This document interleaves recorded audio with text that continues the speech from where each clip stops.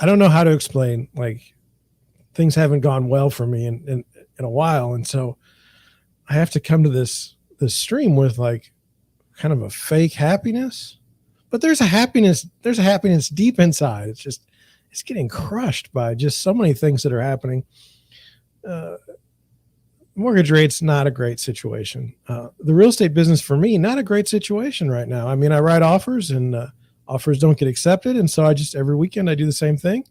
It hurts the wallet because I can't get anything done.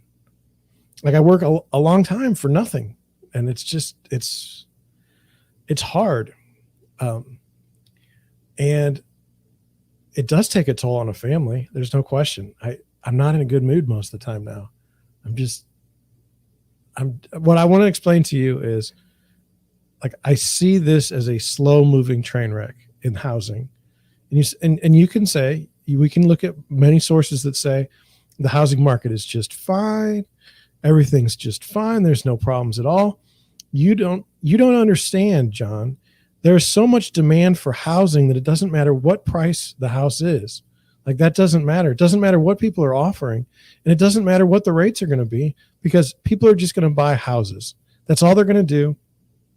If there's a downturn, what, maybe you don't sell it for 20,000 over asking, maybe only 10,000 over asking. But John, you don't need to be worried at all. You shouldn't be worried at all. You should just be going out there and dutifully writing offers that are $50,000 and $60,000 over asking on every single house. Don't worry about what the comps come up with because that doesn't matter. Because demand, John, you see demographics, demand is what's going to take this market to new heights. And even though we're in a ridiculously hot market right now, it's just going to get hotter. It's just going to get better. And it's very odd.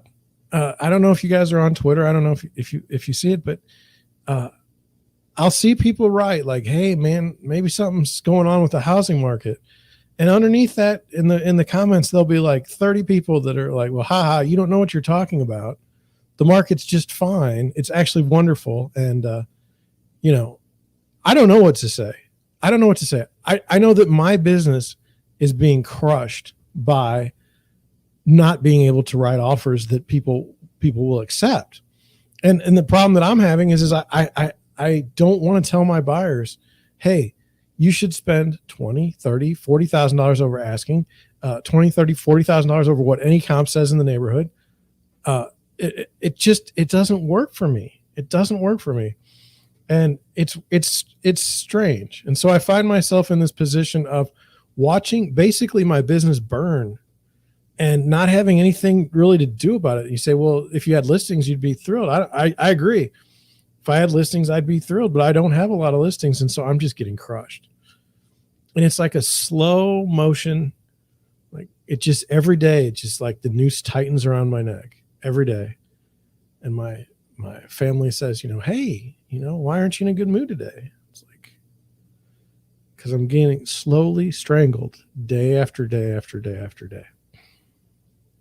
And so it's like, well, what do you do about it? Well, what should you do? And everyone says, well, you should quit. Just quit. Go work somewhere else. Like, just drop everything. I know you've got 10 years in this. That's okay. Just quit. And it's like, I don't want to quit. I don't feel like I'm steering this ship. I have buyers. I have people that would sell if I could get a house under contract. But every day is just a grind. So that's where I'm at. Now, maybe what do you think? I struggle with these things, and we might as well talk about them because, why not? How many people out there think that their job is recession proof?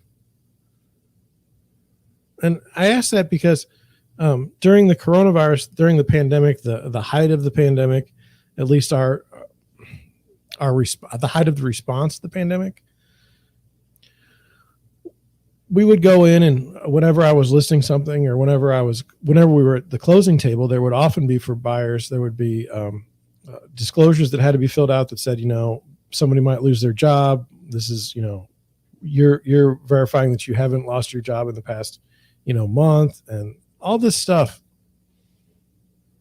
And, let's like to me, the restaurants, the small business, the restaurant owners, the independents, they got crushed during the coronavirus. I mean, just crushed.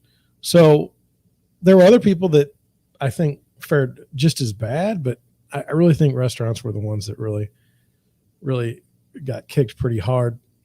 And, I look at it this way. The inflation that we have, which I've warned about for months, and I warn about it, but it doesn't get picked up because, again, I'm a small YouTuber and a small real estate broker. I've got a micro business. I mean, it's very small. And,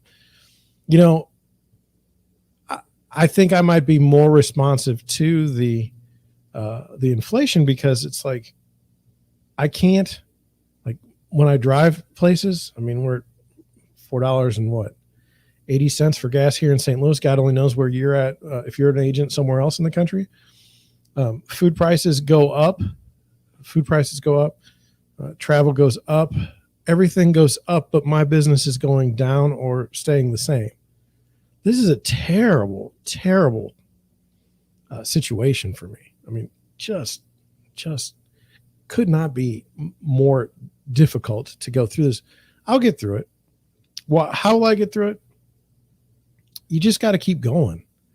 I mean, it's not great. The thing I'm running into is even my buyers that need to buy, they may be leasing something right now, and the landlords have said, hey, the rates are going up. I mean, your rents are going up as soon as you re-up with us, and they're like, okay, it's better than buying a house. I mean, there may be a structural deficiency now. I mean, we may never see prices go down. They may stay where they're at. They're kind of sticky. Remember, that was what my economics teacher taught me long ago. Is he's like, look at gas. You notice how it goes up very quick, but it's slow, maybe sticky to go back down. Certainly with the houses, it went up really, really quick, but are they really going to go down? I don't know. And they're not going to go down to zero. So you say, well, John, what are you telling your buyers? I said, go buy. If you need to buy a house, buy a house. Well, what if you're overpaying? What if the prices go down? Well, why are you buying the house in the first place? Are you buying this thing as an investment? If you're buying it as an investment, that's a different issue. Are you buying it to live in over X amount of years? Buy the house. You say, what if the market goes down and we never can buy the house or sell the house? It's a risk. What do you do every day that isn't a risk? When you walk outside, okay, you're encountering risk. So, I mean, let's not be naive here. There's a risk to buying a house always. Working with a good real estate agent should help you eliminate some of that risk. A good real estate agent. And that means like things like we should have inspections for properties. We should have some sort of comparable sale method. We should have some sort of appraisal method. We're throwing all those things out the window right now. And it's like, not great.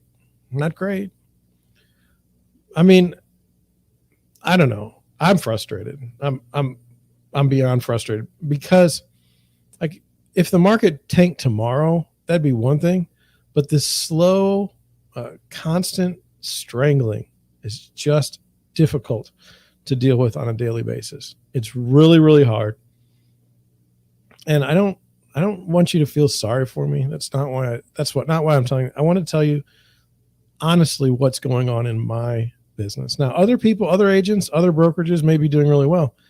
I don't know because I see Compass drop 10% of its workforce. Everyone loves Compass. The Wall Street loves them.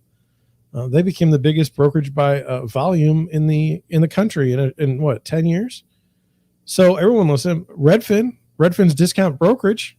Everyone loves them. Less money. They took out 8% of their employment yesterday. But neither one of those have ever made a profit. And here I am stuck having to make a profit to survive. I have to make a profit or I cannot stay in business. It's really tough. It's really tough to compete against brokerages like that. But we do. You say, John, what could you do if you weren't a real estate agent? I could do a lot of things, but I'd have to be hired. And I think that hiring process, that's another thing. It's like, even if you did quit, what are you doing tomorrow? Do you really think that employment's going to stay solid and strong when you know, when this inflation kind of manifests itself?